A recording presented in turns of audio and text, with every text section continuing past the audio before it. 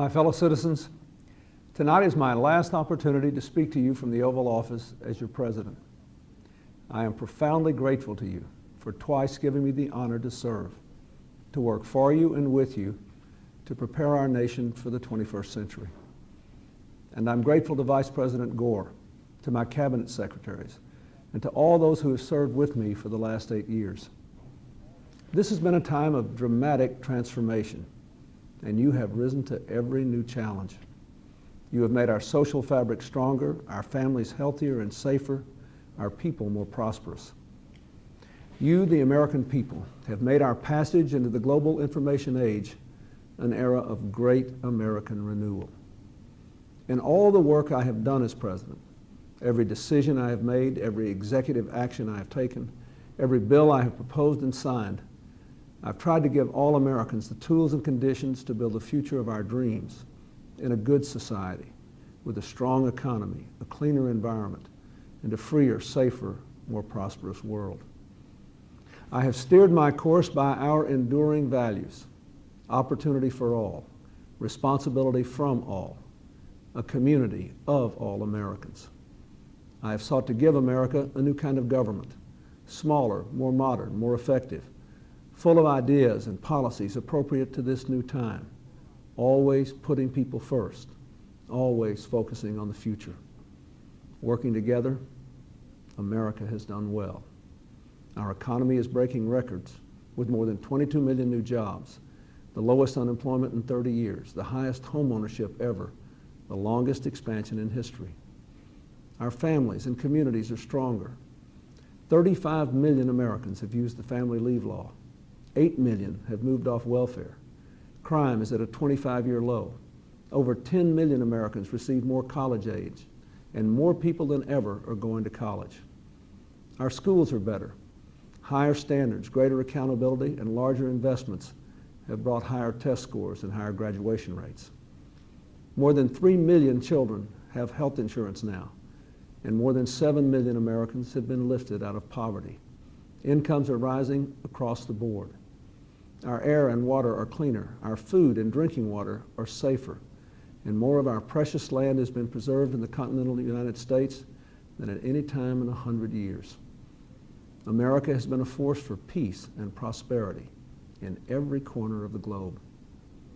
I'm very grateful to be able to turn over the reins of leadership to a new president, with America in such a strong position to meet the challenges of the future. Tonight I want to leave you with 3 thoughts about our future. First, America must maintain our record of fiscal responsibility. Through our last 4 budgets, we've turned record deficits to record surpluses, and we've been able to pay down $600 billion of our national debt, on track to be debt-free by the end of the decade for the first time since 1835.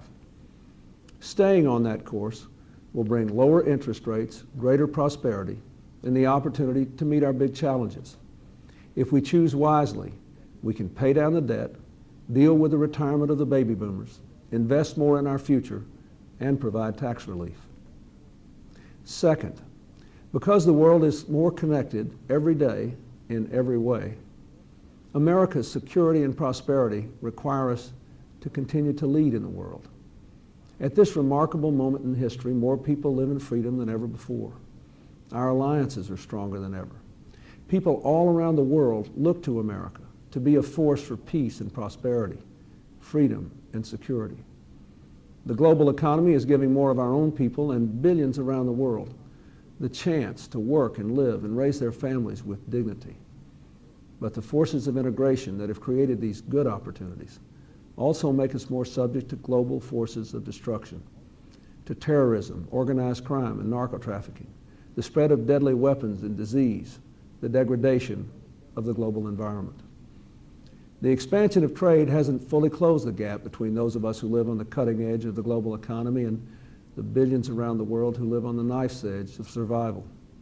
This global gap requires more than compassion, it requires action. Global poverty is a powder keg that could be ignited by our indifference. In his first inaugural address, Thomas Jefferson warned of entangling alliances. But in our times, America cannot and must not disentangle itself from the world. If we want the world to embody our shared values, then we must assume a shared responsibility. If the wars of the 20th century, especially the recent ones in Kosovo and Bosnia, have taught us anything, it is that we achieve our aims by defending our values and leading the forces of freedom and peace. We must embrace boldly and resolutely that duty to lead, to stand with our allies in word and deed, and to put a human face on the global economy so that expanded trade benefits all peoples in all nations, lifting lives and hopes all across the world.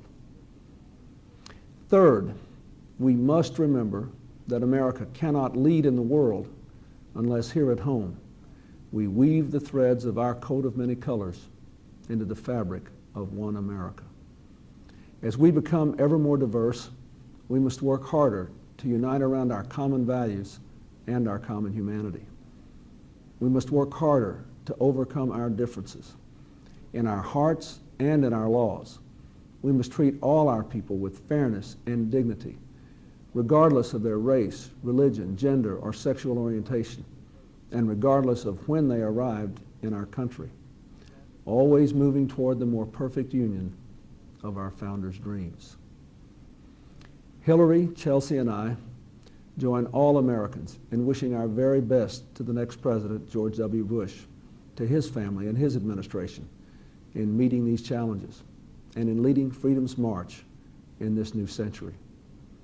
As for me, I'll leave the presidency more idealistic, more full of hope than the day I arrived, and more confident than ever that America's best days lie ahead.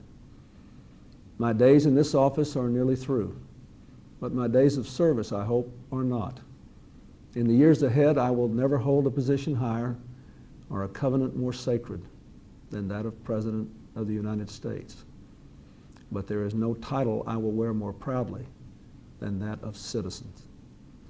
Thank you. God bless you, and God bless America.